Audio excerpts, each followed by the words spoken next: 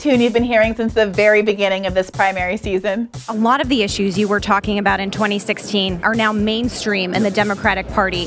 But do you still think that you are the leader on those ideas, or are you concerned that other candidates in this race have taken over that mantle? You've got candidates now who sound like Bernie Sanders. So why do you need to run? A lot of the other candidates are doing Bernie covers now. So it works out. It's like, hey, I know that song. That's Bernie's. In short, in the Democratic race of 2020, everyone now sounds like Bernie Sanders has been sounding since circa 1978, or even earlier. And often implicit in that take is that if everyone now sounds like Bernie, then Bernie's job is done. Bravo, pass the torch, take a gold watch, pack it up, and call it a day. But the thing about that argument is that it's complete and total nonsense. Even if you trust all the candidates for president to follow through on their campaign promises, what they're promising differs quite a bit from Bernie, not to mention how they propose to get there. For one, Bernie has 100 pages of healthcare legislation that will fully insure every American within 4 years, no deductibles, no copays, and no premiums. Joe Biden's plan, by contrast, would leave 10 million people uninsured, and Americans would still be subject to paying up to 8.5% of their annual income on premiums and $1,000 deductibles. Bernie Sanders has a plan to cancel the medical debt held by 79 million Americans. No one else does, so that's an easy one. So is student debt cancellation. We're canceling all of it. The next best policy? Well, it will cancel up to $50,000 of your debt, and only if you earn less than $100K. Bernie Sanders is the only candidate with a plan to end homelessness. And while others take aim at the housing crisis, proposing the housing shortage gap be closed somewhat, only Bernie has a plan to close it completely, building, rehabilitating, or preserving the 7.4 million houses needed to help resolve the affordable housing crisis for good. Only Bernie has a plan to fund public defenders for tenants, to help them stand up to exploitative landlords in court. Only Bernie has an approach that says, we're not just going to do incrementally better, we're going to leave no one behind. Nowhere are the distinctions between Bernie and the other candidates in the field more distinct than with respect to climate change. Bernie isn't playing around. It's easy to say that climate change is an existential threat, but it's harder to act like it. Only Bernie has put forward a comprehensive $16.3 trillion proposal to meet the last-ditch world-saving target of achieving 100% sustainable energy for electricity and transportation by 2030 at the latest, and to fully decarbonize the economy by 2050. It's a plan that takes the fossil fuel industry head-on, massively raising taxes on corporate polluters and investors' fossil fuel income and wealth, and suing the socks off the fossil fuel industry for the damage it has caused.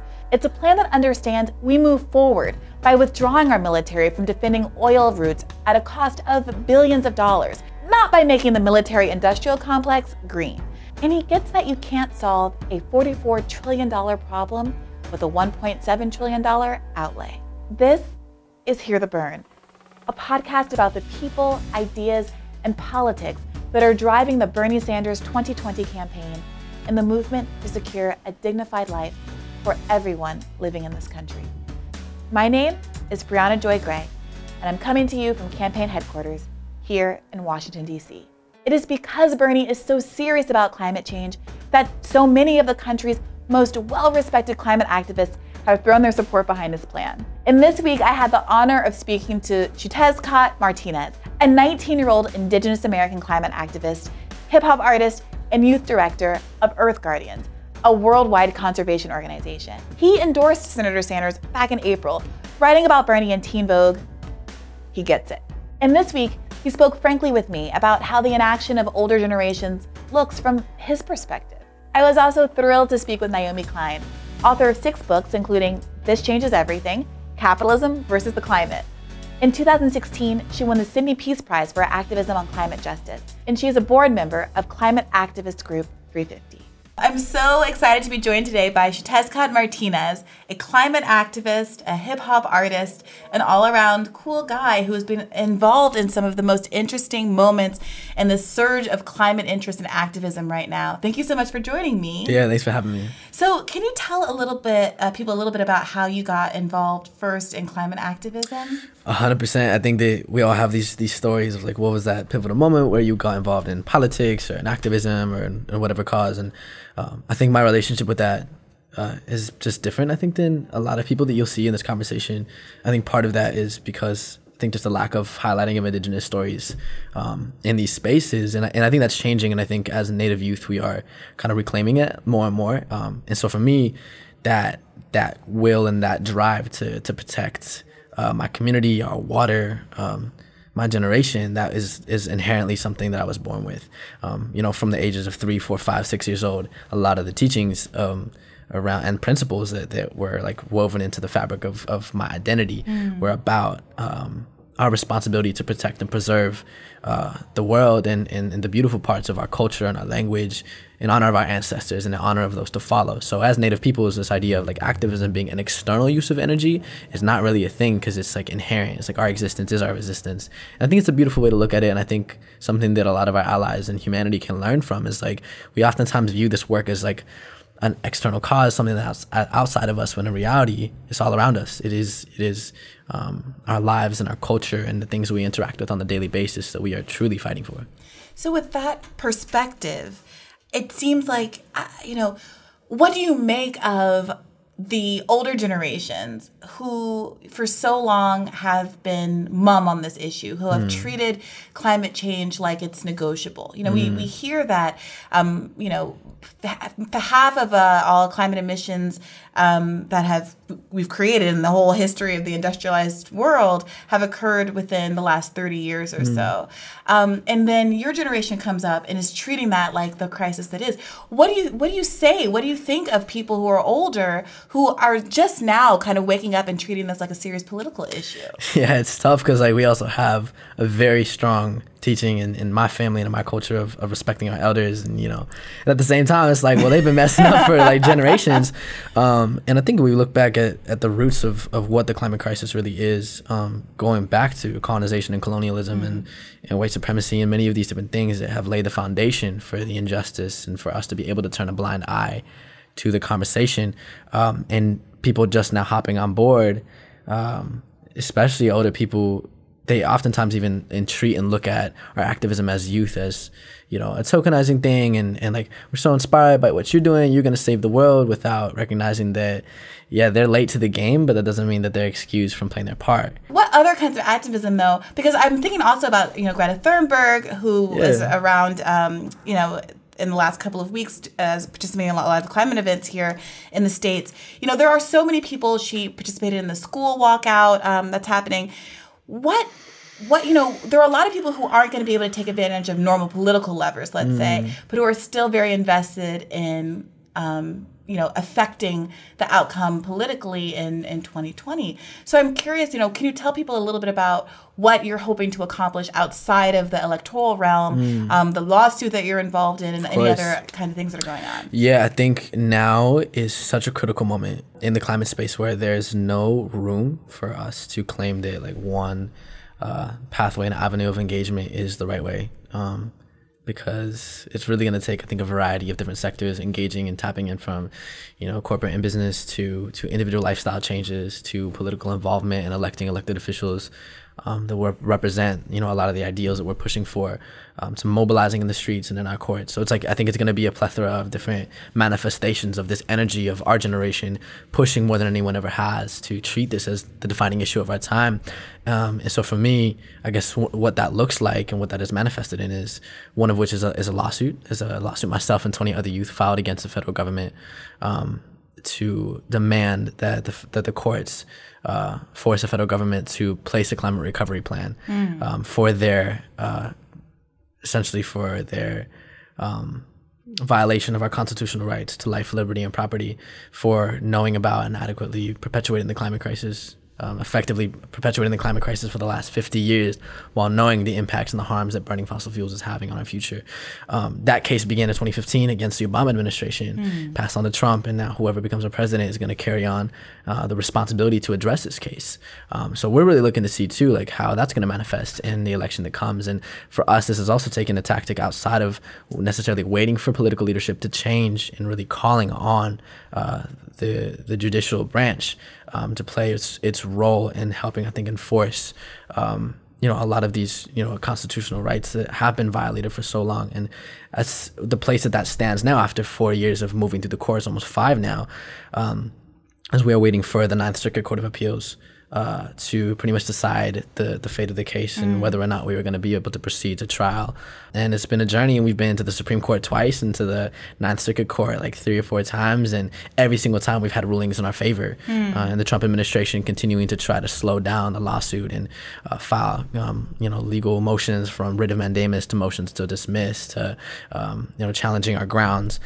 We have really persevered in a way I think a lot of people didn't expect. Yeah, it's interesting. In a previous life, I was a lawyer, and a lot of cases that are about standing, which is, whether or not you have the right to sue. You have to have some relationship to an issue to be allowed to sue. I can't just randomly sue Mitsubishi because they hurt somebody else, Right, of course. There are a lot of them are environmental cases, because there have been people over the course of the history of this country who have said, okay, I'm invested in the survival of this wildlife preserve. I'm invested in the idea that the species of wolf should be able to survive. And I'm going to bring cases.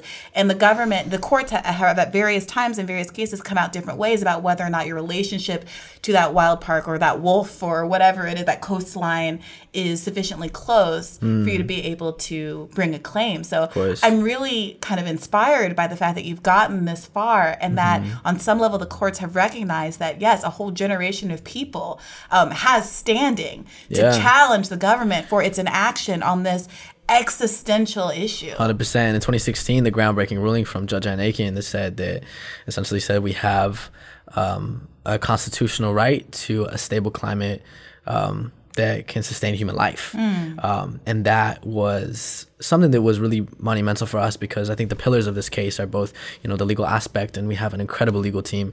On top of that, working with some of the top climate scientists on the planet to create a subscription for a climate recovery plan, to have a complete science-based analysis and on what responding to this can look like. And the third piece, which I think is the heart of the case, is the stories of these young people who are, for us, climate change isn't like an abstract future of melting ice and rising seas. For us, it is something that we are experiencing on the daily. And more and more we're hearing those stories, and more young people can relate to that. And that's terrifying. Can you talk a little bit about that? Because I feel like my generation, if I can say that I'm somewhere in between young and old. Yeah, for sure. Growing up in the 90s, it was a lot about, acid rain. We got that fixed. So stuff we ain't gotta worry about that. Like the hole in the ozone layer, handled. Y'all done some good work. I mean, respect. We managed. For real. The 4th grade me really participated in all that. But there was a lot of posters of polar bears and ice caps. Right. And it was kind of this abstraction. Yeah. And I don't know that there certainly wasn't a connection between weather events and climate change that we've had, I would argue, since Hurricane Katrina. So when you say that for your generation, it's it's visceral, it's our daily lived experiences. Can you help older generations understand what you mean by that, and why it feels like something that's non-negotiable? I think for us also it has to do with our identities. As a generation, we are more diverse and a larger generation and more educated generation, so we understand this whole buzzword and idea of intersectionality, but we truly understand how our identities connect us to many other communities and many other people that are fighting in various struggles, from gender equality to racial justice and LGBTQ+. And that gives us, I think, this understanding that in the context of the climate crisis, that threatens everything else we fight for and everything else we are connected to. As an indigenous person, as a Latino, as a brown person, as a mixed race person, as someone who comes from a low-income family, all those different things that have kind of in different ways identified and kind of determined what my life looks like. All of that is connected to climate. It is so much more than weather events. And I think one thing that Hurricane Katrina did is it really showed how environmental racism is going to be very heavily perpetuated by the climate crisis. And so as a generation, we are seeing that the climate crisis is less so of an isolated weather event or an issue. It's like it is an umbrella that will encompass everything that our generation is caring about, whether it's violence, access to education, food quality, immigration, like all these huge things that are really shaping the landscape of what young people are thinking and talking and feeling about.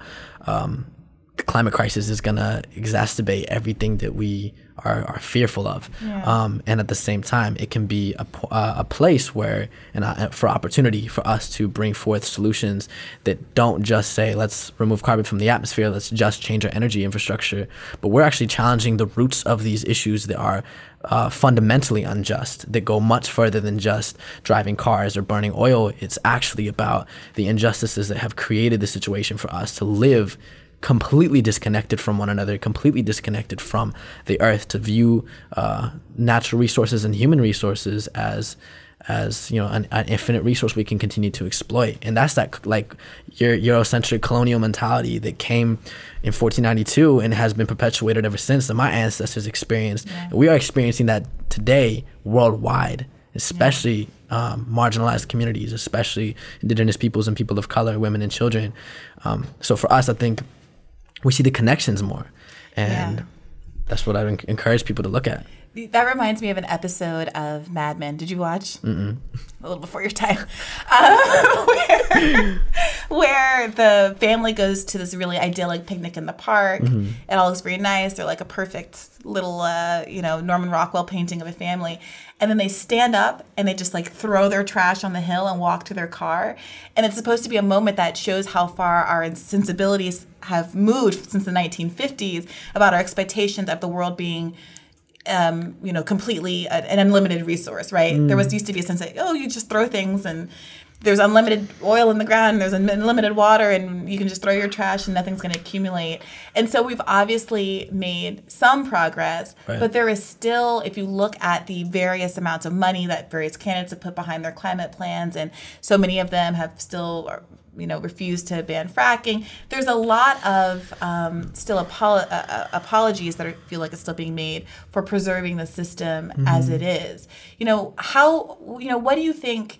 How do you differentiate? How do you, make a decision between all of these people's plans? I don't know if you watched the climate debate. What do you make of all the different approaches where people are forced to recognize, yes, we have a problem, but they don't necessarily embrace the kind of systemic changes that we're talking about when we're going after the fossil fuel industry, going after some of the big polluters, as opposed to talking about the interpersonal things that we can do, straws, etc.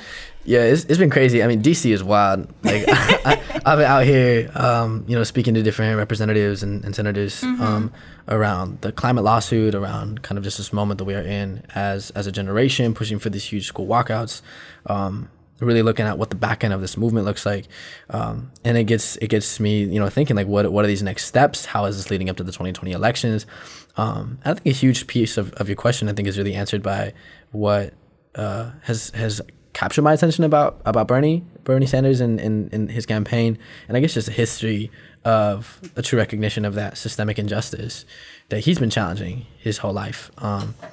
And I feel that, and like seeing, and it's funny because like when I see old photos of him, doing demonstrations and being really politically active, at a very much older age than when I got started, actually. But I think about that too, and I'm like, man, even for me, that's like such a throwback to like when I got involved, and like those roots are so strong and clear and present. And I think that's something that a lot of these political candidates are lacking is that foundation. And what became very clear to me in Colorado is that it is not about electing Democrats or Republicans. It's about electing people that are going to fearlessly fight for our future. And that wasn't the case in even most Democrat candidates. And I saw that in the ways that former Governor Hickenlooper was we called him Frackenlooper, because he was actively endangering our communities, our air quality, our water, by allowing this industry to have free reign over our resources in Colorado. Yeah. And I had families and homies in cities nearby that were getting so sick from this industry, and it's like he was taking money from the industry, and it was a whole mess. He was a puppet in the same way that I thought was something we saw mostly on the Republican side, but it's like, no, this is across the board. And so when I see kind of these different people that are hopping on this bandwagon of like, oh, okay, the people that are going to be voting for me care about the climate crisis. I need to make that a part of my platform. It's like, well, who's been doing the work of understanding what that really means? And that's why I'm excited about 2020. And that's why I'm excited about Bernie, honestly. Yeah, if I can speak just as someone who was an anonymous Bernie supporter in 2016, for me, the silence of the broader Democratic field on the Dakota Access Pipeline protests, the fact that Bernie Sanders spoke up and gave a statement in advocacy of the water protectors, it was meaningful to me because it was such a no-brainer of a moral issue. Right. And it begged the question, why wouldn't you open your mouth and say something? And really highlighted the extent to which moneyed interest, the interest of the fossil fuel industry, is driving the political rhetoric and the political action that we see coming out of these campaigns. And, he was someone who in 2016 said, what's the biggest foreign policy threat to the country? And said climate change, and was literally laughed at by the commentators and the news host the next day. And now that question gets asked in this news cycle, and everyone's hopping on the it. same answer, right?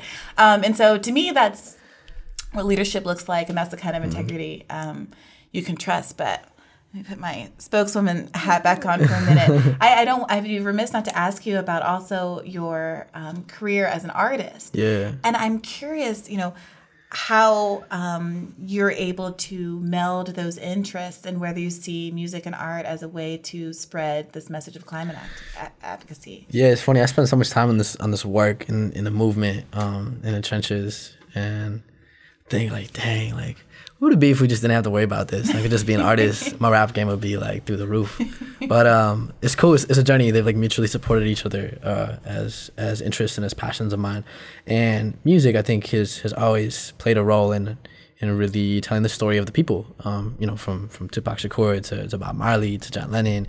Artists reflect the times and the authenticity of the times, when many times politicians fail to do so. Many times, companies and just there was that silence. There was that fear of truly reflecting like what the people felt and where we were at.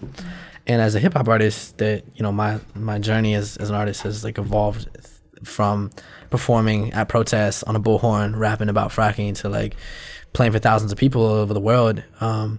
It's been amazing to see how it brings a different energy to the space, more different, because I've also been a public speaker since I was like 6 years old on a lot of these issues, on education and environmental work, and working with Earth Guardians, with the organization, to build a platform for young people worldwide, and just to feel that energetic shift that happens when you use art and music to tap into people's emotions, and like that changes hearts. And I think it's cool to see Bernie, who has like homies with Killer Mike and like these different people in hip hop, because I think hip hop also is kind of a little bit of I think the figures in hip hop who continue to authentically, I think, talk about and demonstrate through their art what the culture and what the art has always been about, are really paying attention to politics, and are paying attention to how that's affecting our communities and our people, and the real artists out there are fighting for their people and are representing their people. And so for me, it's like, I think that the leverage that we can use as musicians and as artists brings in another conversation of not just political shift, but of cultural change, that is going to take more than just politicians. It really is, and more than just the United Nations, and more than just bringing fossil fuels back into the earth and sequestering carbon and transitioning our energy infrastructure. But how do we really reach the masses? And I think that's breaking down these like preconceived ideologies of what creating change looks like from an activist and a political perspective, and saying that artists need to be at the table of that conversation. Indigenous wisdom keepers need to be at the table of that conversation. We need entrepreneurs. We need storytellers. And that's that, I think, cultural shift that I think goes beyond just changing who's in office, that I think we can catalyze and we can mobilize. And I think people and artists support Bernie because they believe in that energy of being able to kind of piggyback off of and use that political platform that he's helped build to create a cultural change that goes deeper than just politics. I think that's very well said and absolutely right. Is there anything that you would want to tell people who are watching, any websites they should go to or links they should click on to help support you? Mixtape dropping soon. What's it called? Do you know yet? Oh, for real. We do have an album dropping soon. It's called Voice Runners, and we're working on finishing that up right now. So keep your eyes open for that. Can't wait. But further than that, being in this for so long, for like 13 years, I've been to a lot of these marches and these moments and these, been there for the release of a lot of these environmental documentaries and these books that have been published on the topic. The lack of having a back end has always been a bummer. What do you mean by back end? So there's a gathering point, the People's Climate March, Power Shift, I Matter March, like whatever moment in history you want to take. And there's a mass mobilization of bodies on the ground worldwide. And then there's not a call to action. There's not like a follow-up. There's not something that is, oftentimes it's like, do one thing. Right. Play your part. And that's like, that's not enough for me. And that's not enough for where the world is at right now. And so my whole wave over the next year and a half is going to be, what is the back end of this movement? And how can we construct that in a way that is really supportive of and really addresses the urgency of the time we are in? So we just launched a company called Now. And a recent study came out that said there's 71 million people in the States that would give $10 a month to reverse the climate crisis. And the UN recently came out and said that the quickest, most cost-effective and best way to address the climate crisis is to plant 1 trillion trees in the next 10 years. So in addition, with keeping fossil fuels in the ground, transitioning our energy infrastructure, political action and willpower to implement these massive plans to address the climate crisis, we need to be doing stuff now, and things can't even wait till 2020. And so we essentially are launching a company that is a carbon drawdown plugin that can be implemented anywhere from ticketed events like concerts and sporting events to product collaborations, which are funneling money into the reforestation of the planet. And one of the things we're launching with is a subscription service. And it's a very simple concept where you, like Netflix, but instead of funding the next season of Stranger Things, you're putting money into reversing the climate crisis and reforesting the planet. And so we are working with partners all over the world to pretty much work on the most effective methods of tree planting, from a combination of human and drone tree planting worldwide, working with indigenous communities and seeing how we can really tap into have environmental justice and decolonization kind of at the forefront of what this company is going to be about. And so it's really exciting. It's very new. I guess I'm an entrepreneur in it, low key now. And so that is out. So you can subscribe if you got $5-10 a month to be tapping it. And again, this is not like a huge sweeping different idea in a sense. This is a very low barrier of entry way that anybody that has those means can tap in to engage in this work that can actually be removing carbon from the atmosphere actively while we're doing the other work, while we're marching in the streets, while we're calling our elected officials and demanding for change in policy, and while we're waiting for this case to go to trial. And at the forefront of this company is really pushing that cultural change. So we're working on creating a community of artists, entrepreneurs, designers, people in the fashion industry, in the agriculture, food industry, and building a community of people that can offer and leverage their platforms and say, like, we are going to continue to do our work as touring artists or as fashion designers, and we're just weaving carbon reduction into that, so that it's more like climate action becomes something that is ubiquitous in our culture, that is woven into everything we do, not some external use of energy or not, something that we affiliate with a political party, but it's something that is all around us, regardless of who we are, where we're from. So check out Generation. What's the website, bro? Generation-now.org. Generation-now.com. Generation-now.com. Okay, got it. I love the idea of using small dollar funding because I think that it is a really good reminder that we do, we are up against some really powerful special interests with a lot of money, but they have money, we have people, as ASC sometimes says. And that, of course, is a model of this campaign as well. So I would also, to have my campaign hat back on, encourage everybody who's watching this to make sure that you're registered to vote. Please. I know when I was in college, I didn't really think about absentee ballots and things like that until it was too late. So I encourage everybody to start thinking about that and acting on it now, because 100%. As Xiuhtezcatl says, this stuff really, really matters. Yeah. Thank you so much for taking the time to talk to me. Thank you. You're an absolute delight. Cheers. Frequency and severity of massive storms and massive floods, massive superstorms are increasing all over the planet because of our lack of action, because of the increase in carbon dioxide emissions, because of the way that we are living. And because of this, young people are standing up all over the planet because we see that climate change is a human rights issue.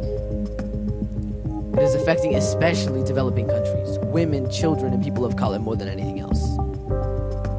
We have to realize that what is at stake is no longer just the planet, is no longer just the environment, but what's at stake right now is the existence of my generation. I'm so glad to be joined today by environmental activist, writer, Naomi Klein. Thank you so much for joining me, and let's hop right into it.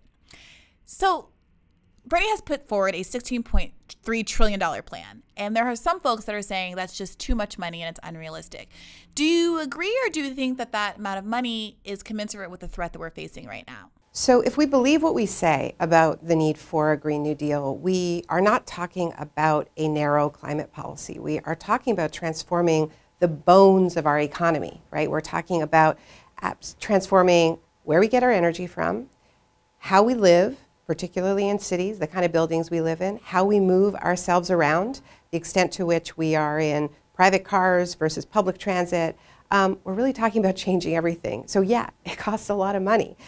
It is also going to save us huge amounts of money because we are already seeing the enormous costs of superstorms, of droughts, of sea level rise. But I think the truth is we have to spend what it takes. We have to spend what it takes because there's something morally bankrupt about even doing a cost-benefit analysis, because what we're really talking about is whether or not we are going to save hundreds of millions of lives, and you can't put a price tag on that. So what we have to do is honestly cost it out, and we have to design the transformation in a way that is just, that puts justice at the center, that says that no worker can be left behind in this transition, that workers need to be guaranteed the same wages and benefits as they had in their previous jobs. They need to be democratic participants in the transition, and the frontline communities, which are overwhelmingly Black and brown communities who have borne the toxic burden of our addiction to fossil fuels, need to be first in line to benefit from this transformation, and that is what matters. So you mentioned frontline communities, and often kind of racial justice issues and environmental justice issues get siloed as though they're separate and apart from one another. Can you talk to me a little bit about why it's important to actually think of these things intersectionally? So look, we are all inside the climate. It is the ultimate big tent, Earth's atmosphere. And it is in crisis. Our house is in crisis. And when your house is in crisis, everything inside your house gets worse, goes into deeper crisis. This is a fundamentally intersectional crisis. Whatever is in crisis without climate change spirals into even worse crisis with climate change. And we see this in the aftermath of devastating storms like Hurricane Maria. What cost thousands of lives in Puerto Rico was not falling debris after Hurricane Maria. It was the impact of decades of brutal economic austerity that systematically underfunded and privatized the healthcare system, that had stripped the public utility, trying to get it ready for privatization. Then the storm hits, and the whole system breaks down, and people aren't able to plug in their oxygen machines, their dialysis machines. It becomes a public health emergency. Anybody who understands how the climate crisis actually plays out on the ground understands that you can't pry apart healthcare and the right for every single person to have free, great healthcare. The idea that this is somehow an add-on is absurd, because this is actually what costs lives. So you've written a book called Capitalism versus the Climate. Can you talk a little bit about why you see those things as in conflict with each other? Well, I think there are a bunch of reasons why the economic system that we currently have is in a fundamental conflict with the things we need to do if we're going to take the climate crisis seriously. We have an economic system that tells us we need to leave everything to the market. So if we're going to do something about climate change, we should put in a sort of a gentle market mechanism and then get out of the way of the market. First of all, we don't have enough time for that. We have procrastinated for so many decades that now the transformation that we need is so deep and it is so rapid that these kinds of market mechanisms, while they may play a role, absolutely can't get the job done. What we need is to break the rules of the free market fundamentalist project, which told us we can't invest in the public sphere, we should privatize the public sphere, we should cut taxes for the wealthy, we should pay for them by attacking the public sphere. We have to break all of those rules, and we need to invest massively in the public sphere. We actually need to reverse many privatizations, particularly of energy, because we need the levers in our hands to transform our energy system. There are other reasons as well that this economic system is fundamentally in conflict with what we need to do in the face of the climate crisis, because ultimately we have a system that defines progress as economic growth in any form, profit making in any form. And the truth is we need to move away from a disposable culture. We need to move away from a culture that treats people and things as disposable. And we need to expand those parts of our economy that actually bring us quality of life, stronger communities, and are already low carbon, like teaching kids, caring for the elderly, making art. These are all actually low carbon sectors. Yes, it is somebody putting up a solar panel in a hard hat. Yes, it is somebody building energy efficient, affordable housing. We need all that. But we also need to value the low carbon work that is overwhelmingly done by women, overwhelmingly done by women of color, and that is so systematically undervalued and underappreciated in our economy. So you mentioned moving away from a profit-driven model, which reminds me of how Bernie Sanders often talks about New Deal programs like the TVA and how those are models for how we could go forward right now. Can you talk a little bit about what that looks like? So a fundamental tenet of the climate justice movement has been energy democracy, which is the idea that if we are going to transform where we get our energy from, moving from fossil fuels to renewables, why wouldn't we build a fairer and more democratic economy in the process? The thing about fossil fuels is that they lend themselves to highly centralized monopolistic control, actually whether in the hands of the state or now in the hands of private corporations. The reason for that is that fossil fuels are concentrated in particular locations. It costs a lot of money to dig them up. It costs a lot of money to transport them. And it costs a lot of money to refine them. The beautiful thing about renewable energy is that it is distributed. It is wherever the sun shines. It is wherever the wind blows. It is wherever you can create water from waves. So you have this amazing opportunity to have a distributed economic model as well, because we know we have a crisis not only of climate disruption, but also of extreme economic inequality. So as we transform our energy grid, our energy system to this more distributed model, we can also create policies that encourage the ownership, the distributed ownership of the generation of that electricity. It can be owned and controlled by communities. We can design it to make sure that frontline communities who have been poisoned by fossil fuels are first in line to benefit from the profit generation, the skills training, the job creation. And we can only do that if there is community control.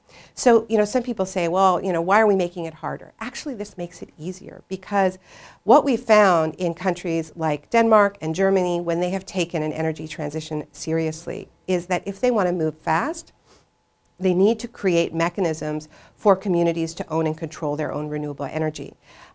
In Germany, there have been hundreds of cities and towns that have remunicipalized, taken back control over their energy grids because the private energy producers were standing in the way of the transition. Why? Because when you have distributed renewable energy and people have solar panels on their rooftops and they're able to feed their energy back into the grid, they are no longer just customers, they are producers.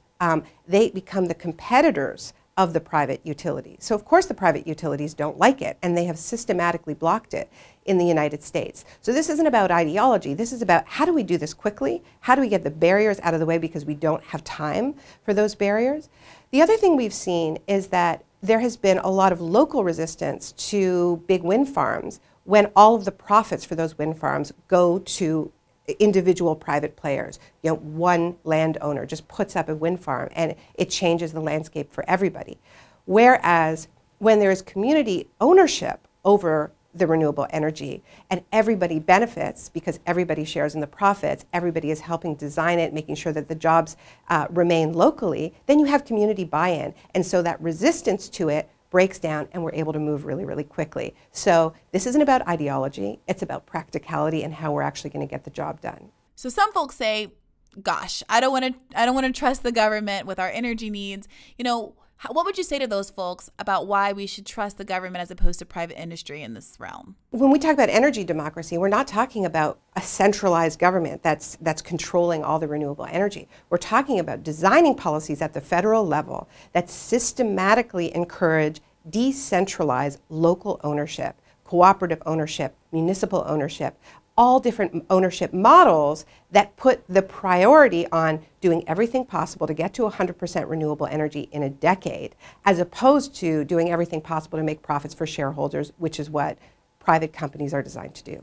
So in some ways, it feels like the U.S. has hit the jackpot with respect to climate resources. We have, glaciers and a lot of water and big lakes in Alaska, and we're in the northern hemisphere. What do you say to people who might think, okay, we can hunker down and weather this out? Is that naive? The U.S. is already being rocked by climate disruption. And the same kind of unequal impacts that we see between relatively wealthy countries in the north and poorer countries in the global south are playing out within the borders of the United States. So you have incredibly unequal impacts in a city like, I started writing about climate change after Hurricane Katrina hit New Orleans. And you saw what is now being called climate apartheid, where if you had money and resources, and in New Orleans that overwhelmingly meant if you were white, you got the warnings, got into your car, drove out of the city, checked into a hotel, called your insurance company. Nobody wants to be hit by a hurricane, but the resources were there to deal with it. If you needed there to be a functioning government, if you needed there to be a real evacuation plan, if you needed to be rescued, and in New Orleans that overwhelmingly meant if you were poor and black, you were literally abandoned on rooftops, in the Superdome, and then you were vilified on Fox News, accused of looting from, there were vigilantes, white vigilantes in the streets of New Orleans just looking for people to shoot. I mean, this is what it looks like to have these incredibly unequal impacts. We are seeing it again and again and again in Houston, after Harvey, in Puerto Rico, after Maria. So the idea that the U.S. is somehow safe, I think is, it comes from, I think, an idea that very wealthy people feel that they can buy their way out of this disaster, that they're going to be able to build their sort of gilded fortresses, that they're going to be able to move to higher ground, and that they may be able to profit from it. I mean, it's not for nothing that Donald Trump wants to buy Greenland. He wants to buy Greenland because the ice in the Arctic is melting, and it is opening up possibilities to drill for new oil and gas reserves and to have new trading routes. There are definitely profits to be made in a warming world, but it's not like the U.S. as a whole is going to be okay. The vast majority of people in the United States are extremely vulnerable to the impacts of climate change, and it is a very, very small minority, the same people who benefit from Trump's deep corporate tax cuts, who would benefit in the short term from a warming world. Can you explain what the impact of global warming is going to be on climate refugees? There are so many reasons why we need to do everything possible to get to 100% renewable energy, because the impacts of climate change are so severe and really so unthinkable. But there's evidence all around of the immediate costs of our addiction to fossil fuels, including the fact that so many of the endless wars that the United States military is engaged in around the world have to do with protecting fossil fuels. We're seeing it play out right now with Saudi Arabia, Iran, Yemen. What is this all about? It is all about oil. It is so often all about oil. And this idea that we can solve the climate crisis by kind of greening the military, is one of the things that I have the most trouble with, because the fact is, so many of the wars that we are fighting is over continued access to fossil fuels. War itself is an ecological disaster. And now we are seeing the intersection of the fallout from oil wars intersecting with drought, because so many of the countries that have the most oil also have the least water. And so as drought intensifies, it leads to, or it's one of the drivers of civil war in places like Syria. And then that leads to mass migration. And then we have the Trumps of the world using that mass migration to fuel their politics of hate. We need a completely different approach. You know, climate disruption is a reminder that our fates are profoundly interconnected. This is a crisis that is global in nature. It plays out in profoundly unequal ways, and there will be no response to it that is not fundamentally internationalist and based on solidarity and based on valuing every single human being and their right to safety. We're not going to solve this through a nationalist framework. We're going to solve this through an internationalist framework. And we have to demand that all the candidates understand that and don't try to sell us nationalist solutions to a fundamentally international crisis. So some of our listeners might be familiar with the concept of pinkwashing, which is when you take something like fighter jets per se, paint a plane pink and say this is now feminist or this is pro-women, while ignoring that the underlying thing is still very bad for women all over the world. You know, it doesn't matter when you get droned, if you get droned by a pink plane or not. And now we have this new concept of greenwashing, where there's a way that some folks are talking about making the military green as part and parcel of this climate project. Can you talk about why you think that that is an ill-founded approach? So the U.S. military is the single largest consumer of fossil fuels. And wars are ecological disasters as well as humanitarian disasters. There is no such thing as a green war. And this transition is going to be really expensive.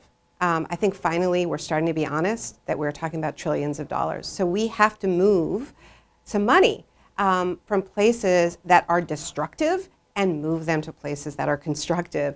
And the hugely outsized spending in the United States on the military is one of the areas where we need to transition resources away from an economy that is destroying lives and destroying ecologies around the world, and move it to this transformation where we are rehabilitating land, where we are creating productive, dignified, unionized jobs.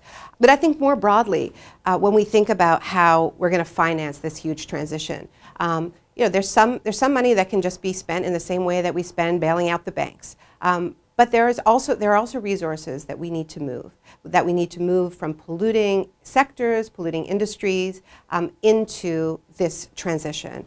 As we design the financing, justice has to be at the center, because, you know, I think we often hear that Americans are not willing to make changes, are not willing to sacrifice. The truth is that Americans have a very keen sense of justice. And this is true around the world, where we've seen that when there are climate policies that put the burden of transition onto working people who are already facing huge economic stresses in an economy that keeps piling on more stresses onto families, more precariousness, more insecurity. And then you say, oh, you know what, you need to pay more at the pump, or you need to pay more for your electricity to deal with climate change. And then folks look around and they see that millionaires and billionaires are getting tax breaks, that the polluters are not being asked for anything. They're not being asked to clean up their messes. They're not being asked to pay more in royalties.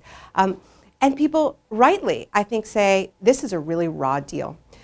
If we look at what happened during World War II, in a period of tremendous transition, and Senator Sanders has talked about how quickly the US economy changed during World War II to fight fascism, it was absolutely central that that transition was not just rapid, but fair, which meant that corporations had to make sacrifices, which meant that very wealthy people had to make sacrifices. The slogan was share and share alike. And so, you know, what we see from history is that if a transition is seen as fair, and that fundamentally means that it is not just working people who are asked to change and asked to make some sacrifices, but also the very rich, then that is key to people accepting it. If it is not fair, if it is an unjust transition and people see the injustice, then they will reject it, and we will not do what we need to do in the very short time that we have left to safeguard a habitable planet.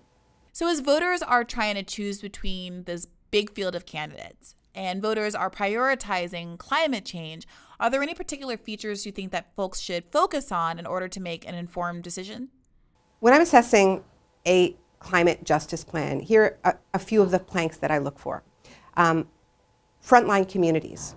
Are frontline communities helping to design the plan? Are they first in line to benefit? workers, workers in high carbon sectors, is no worker being left behind, because no worker can be left behind.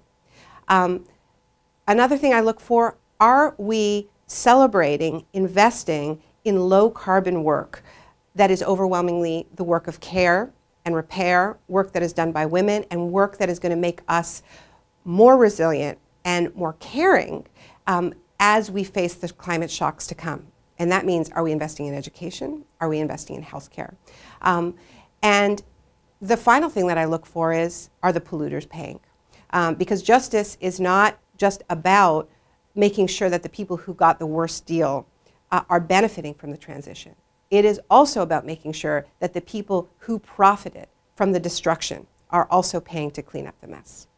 Some folks, when they talk about climate change, there is this capitalistic approach that they maintain, right? Where they say, well, we can just make corporations pay enough for what they extract from the earth, and they can burn it all down, and if we can disincentivize them through cap and trade and things like that, kind of purely. But you've written this book that says that capitalism isn't the way out. What would you say to folks who still think that you can accommodate this problem with kind of conscientious capitalism? The Intergovernmental Panel on Climate Change told us a year ago that we have to cut global emissions in half in 12 years. So that was last year. So now it's 11 years. By the time there's a new administration, it will be just 1 decade. There is not an economist on this planet who can tell you how it is possible to cut emissions in half globally in 1 decade with a carbon tax or with cap and trade. We're talking about an industrial transformation. We're talking about building a new economy. So yeah, you can have a carbon tax, a progressive carbon tax that is one part of this transformation, but the much more important part of it is how you are going to build new infrastructure. And the protagonists of this really have to be the workers who are going to benefit from it, the people living in cities who are going to benefit from low carbon, energy efficient, affordable housing, who are going to have affordable public transit that actually gets them to where they need to go on time. This is not a story of just putting in a few mechanisms and getting out of the way. It is not serious, even though the people who talk about this are very good at pretending to be very serious and splitting the difference. They have not engaged with the science. They are dressed up like serious people, but they are fundamentally unserious. That's it for this week. Let us know what you think at hearthebern@berniesanders.com, or send us a tweet with the hashtag #HearTheBern. If you haven't already, please take a moment to rate, review, or like us on Apple Podcasts, SoundCloud, or wherever you're listening. As always, transcripts will be up soon. Till next time.